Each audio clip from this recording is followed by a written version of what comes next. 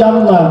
তোমরা যদি জান্নাত পেতে চাও তাহলে তোমাদের মালকে তোমরা আল্লাহর দ্বীন কায়েম করার জন্য খরচ করো এবং তোমাদের জীবনের শক্তিকে আল্লাহর জমিনে আল্লাহর দ্বীন প্রতিষ্ঠার জন্য, ইবাদত বন্দেগীর জন্য তোমরা কাজে লাগাও।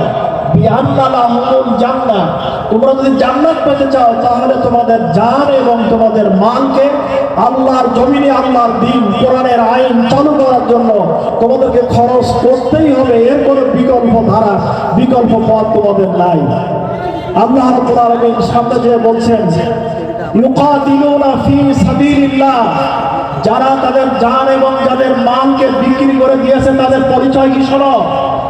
যারা তাদের জান আর মালকে জান্নাতের বিনিময়ে বিক্রি করে দিয়েছে তাদের পরিচয় হলো ইউকাতিলুনা ফি সাবিলিল্লাহ, আল্লাহর জমিনে আল্লাহর কোরআনকে কায়েম করার জন্য তারা যুদ্ধে অংশগ্রহণ করে, তারা লড়াইয়ে অংশগ্রহণ করে, তারা মরে এবং তারা মরে নিজেরা মরে আল্লাহ দ্বীনের জন্য, এবং দ্বীনের শত্রু যারা বাধা দিতে আসে, মোকাবেলা করতে আসে, তাদেরকেও তারা মারে। তারা মরে এবং তারা মারে।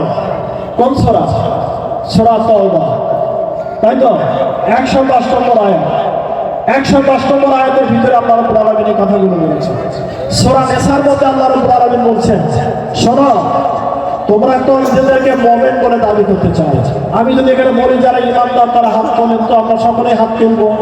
কিন্তু আল্লাহ রাব্বুল আলামিন বলেছেন, আল্লাযীনা আমানু, তোমাদের মধ্যে যারা ইমানদার, ইউকাতিলুনা ফি সাবিলিল্লাহ, তারা লড়াই করে, যুদ্ধ করে আল্লাহর জমিনে আল্লাহর দ্বীন কায়েম করার জন্য। ওয়াল্লাযীনা কাফারু, আর যারা কাফের, ইউকাতিলুনা, তারা যুদ্ধ করে ইলা সাবিলিত তাগুত, শয়তানের আইন প্রতিষ্ঠা করার জন্য, মানব রচিত আইন প্রতিষ্ঠা করার জন্য তারা লড়াই করে। ফাকাতিলু, অতএব তোমরা যুদ্ধে নামো, যুদ্ধে অংশগ্রহণ করো আল্লাহর জমিনে আল্লাহর দ্বীনকে, কোরআনকে কায়েম করার জন্য। এটা হচ্ছে আল্লাহ রাব্বুল আলামিনের বাণী। সূরা নিসার মধ্যে আল্লাহ রাব্বুল আলামিন বলেছেন, আল্লাহ বলেছেন, আফা হাসিবতুম আন তাদখুলুল জান্নাহ, তোমরা কি সকলে ধারণা করছো যে আমরা এমনি জান্নাতে চলে যাব? কখনো তোমরা জান্নাতে যেতে পারবে না। দ্বীনের জন্য লড়াই করতে হবে, সংগ্রাম করতে হবে। যে সংগ্রাম এবং লড়াই করেছিলেন রাসূল কারীম আম্বিয়া আলাইহিস সালাম, সাহাবায়ে কেরাম।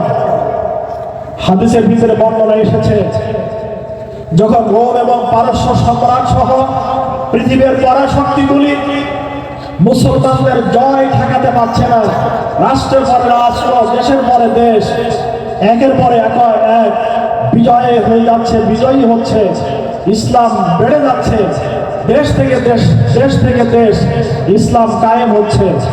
তখন রোম এবং পারস্য সম্রাট তারা তাদের দূত পাঠালো যে তোমরা যাও, গোয়েন্দা বিভাগের লোকজন, আমেরিকা দূত পাঠালো, রাশিয়া পাঠালো, ভারত পাঠালো, যাও তো দেখি কি জন্য, কোন শক্তিতে মুসলমানরা এখানে দেশের পরে দেশ বিজয়ী হচ্ছে, বিজয় লাভ করছে।